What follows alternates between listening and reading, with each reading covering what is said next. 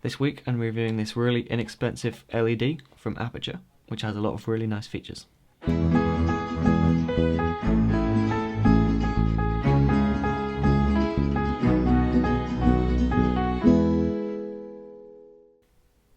Hello, my name is Cade, and this is DSLRguide.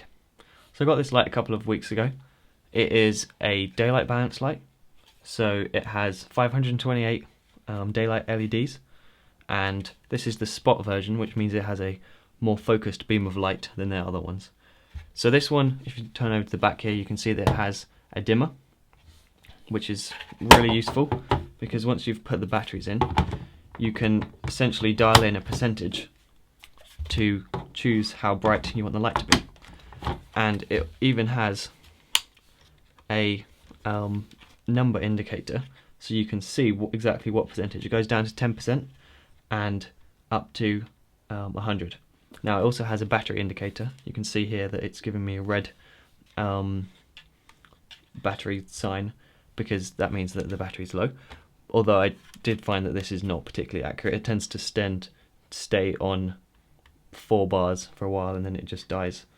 But you know, it's better than not having it. So it has 2 Sony NPF mounts for your batteries. This is a really versatile mount because the Sony batteries are quite cheap and they work with a whole range of things from cameras to monitors and other kind of lights. So that's a really good system. And having 2 means you get a bit of extra battery life and you can swap them out a bit less often. So that's really nice. And then the cool thing about this one is that on the plug here, it comes with a AC adapter, which is not something you always see, but it has a, once you plug it in, you can either take the batteries out and use it as a just powered light, or if you leave the batteries in, they will actually charge while the light is on.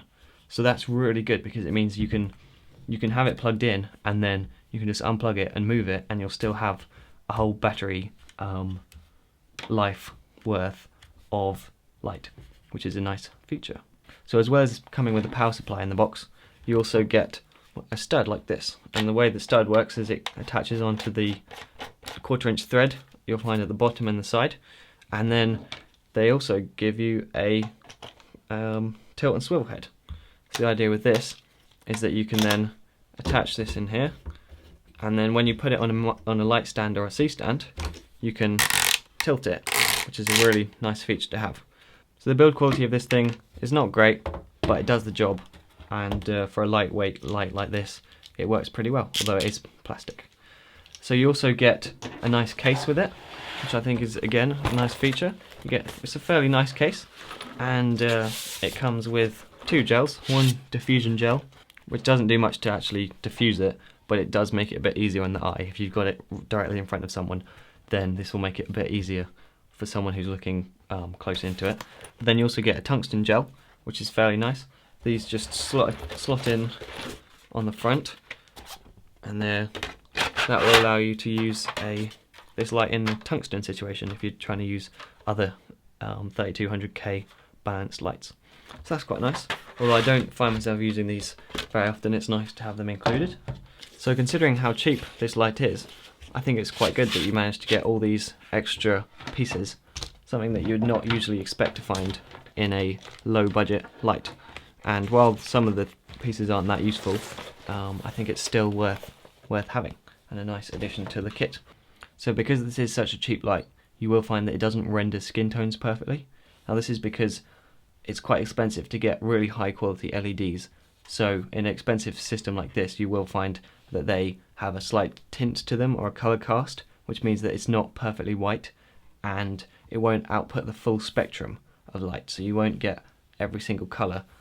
And this it's quite hard to notice, but it means that it essentially won't look quite as good as if you had a really high quality light with a really high CRI.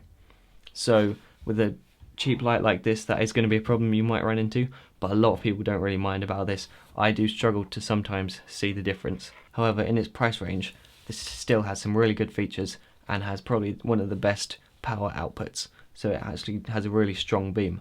Now this means that you can use it to bounce off the ceiling to get a lot of fill light in there, which is something I like to do.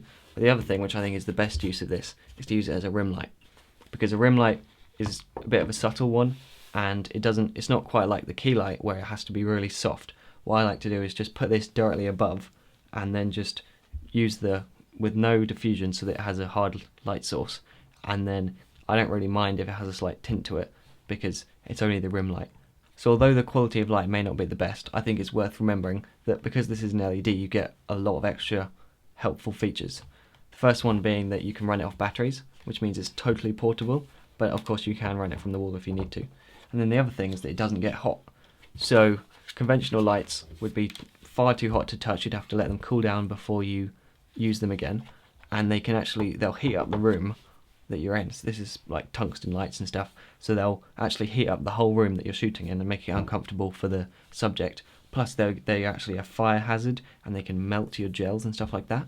So there are a lot of benefits to using LEDs, even if at the moment they may not be the best power output or color rendition.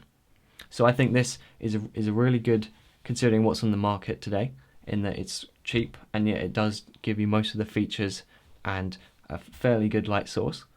But I'm still looking out for something with a higher CRI and maybe a bit more power. But overall, this is just a really nice solid light. It's very inexpensive and yet it still gives you a fairly good power source, and it has all these great features. So yeah, I think I'm going to be using this a lot as a rim light. That's what I've been using for the last few weeks on these episodes, and yeah, I'm very pleased with that. So that's it for this week, and I'll see you next time.